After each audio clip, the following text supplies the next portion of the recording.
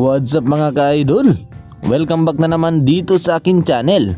Pag-usapan natin ngayon ang mga bagong update dito sa Barangay Ginebra.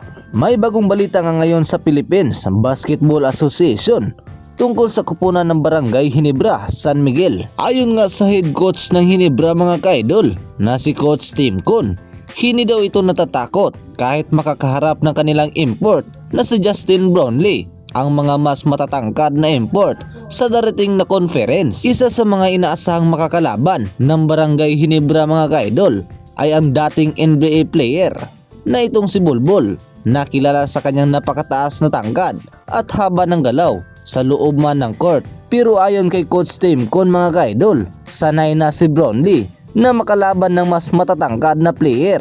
Para sa kanya, hindi lang height na susukat ang galing ng basketball, mas mahalaga pa rin ang skill, experience at diskarte sa laro. At dagdag pa nitong si Coach Tim Con, marami nang napanalunan na championship si Justin Brownlee kasama ang Ginebra.